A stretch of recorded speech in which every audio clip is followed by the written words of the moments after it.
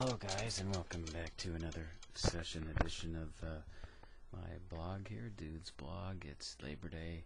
I'm gonna go out to eat with a lot of family this evening, so I'm just gonna get a quick 10 minutes in here, since that's the maximum amount I can upload to YouTube before they reject all the time you spend uploading, and then you get a nice little rejection after that, because some of us don't have super fast, high-speed internet, and it takes a little time to do an upload of a few megabytes.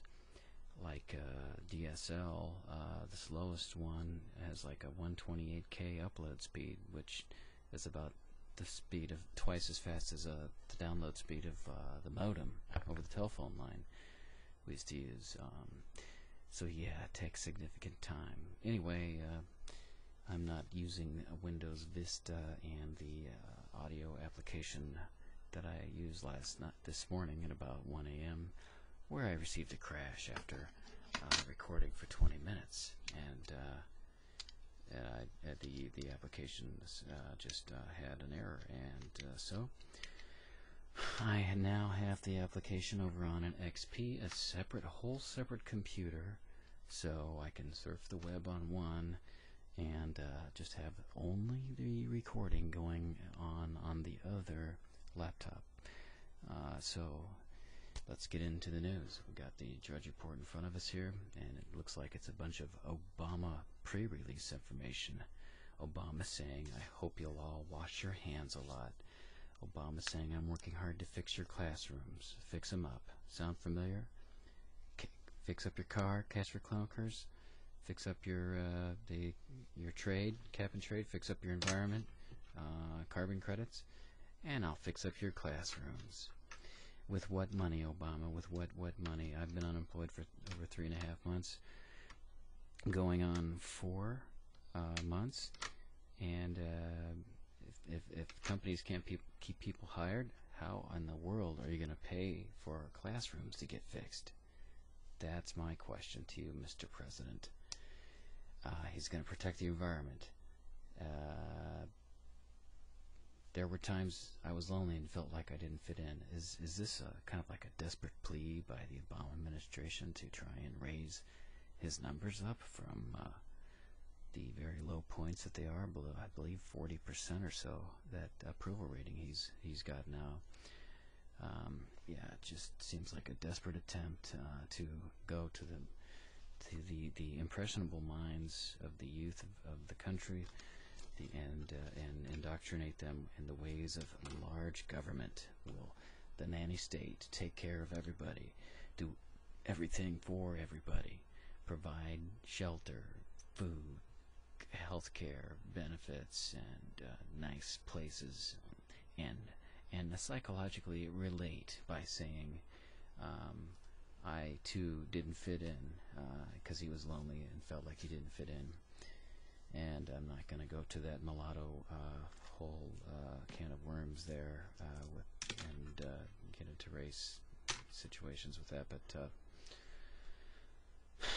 and the big headline on the Drudge Report is Obama lecture to students: wash your hands. And when you select that link, it takes you to the whitehouse.gov and the prepared remarks of President Barack Obama back to school event, Arlington, Virginia, September 8th. I guess this looks like a transcript for what he's going to be saying, or he did say. I thought schools had the day off for Monday. I don't know. The first paragraph says, "The President, hello everyone, how's everybody doing today? I'm here with students at Wakefield High School in Arlington, Virginia, and we've got students tuning in from all across America. Kindergarten through 12th grade. I'm glad you all could join us today." I just got a comment here and say that I can't remember in all of my years of school ever having a president make a special speech to kids in the classes, to school kids. We had various speakers come to the school and so forth, but I do not ever remember a president making a special noontime and maybe my memory is just shot from having moved around a lot in my life, but it doesn't stick out in my brain as such an event, and probably because politics are just completely boring and uninspiring and unmotivating. But there's a quote by a Greek or ancient philosopher of some sorts that says something to the effect of, you may not be interested in politics, but politics is interested in you. That's right. They're after your money. They're after your control of your time, your resources, and allocating them towards their end, not your particular end, not your freedom being lived the way you want to live and played out the way you'd like that your freedom to be played out. But to their ends. For example, the corridor land confiscation, the North Atlantic. There were so many names for that. The highway, the transatlantic, the corridor going, superhighway going from Mexico to Canada, 10-lane superhighway with a quarter-mile land grab on each side. And it's getting a lot of flack in Texas, where it would be coming in from Mexico and going up through, and Kansas City being the main place that it would be. I just went on to the XQuick and typed North American Corridor in, and it says North American Super Corridor Coalition Incorporated. It's a nonprofit organization dedicated to developing a multimodal transportation corridor within the continent. Includes maps. NASCOcorridor.com.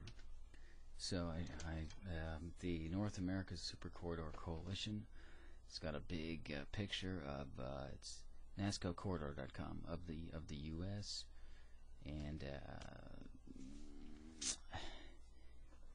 it's got a little video there, and it shows actually goes way down into splits off into three parts of Mexico, and then it goes up to the middle of the U.S. and splits off to the right to like New York City, and then goes straight up into Canada.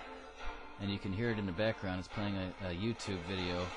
I'm going to read it for you. It says, academic studies have shown that the best investment by government is in education because it advances the most valuable asset on earth, the human resource. Now, that probably, makes you feel want a part of, a group, and get your feelings of agreement on the what they're portraying there.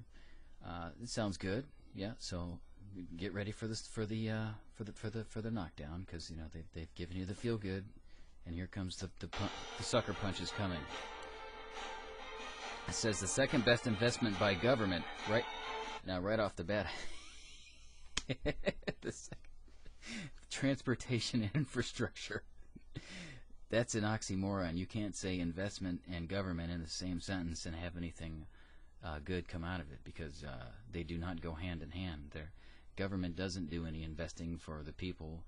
The worst bang for your buck you can get is to spend in the government. The government may be investing for itself, but the government really does not have the people's best interest in mind. I'm sorry.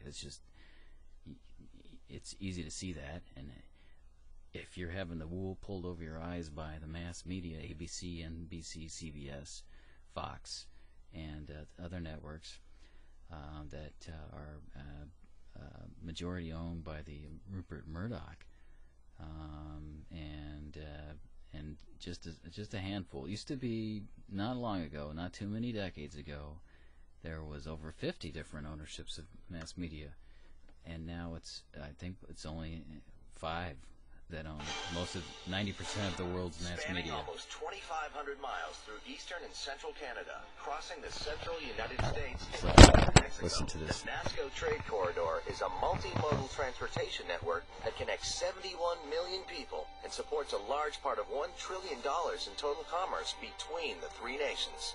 Did you hear that? $1 trillion. So there's big money motivations here. That's going to wrap up this session, And remember, watch the money, keep your eye on the money.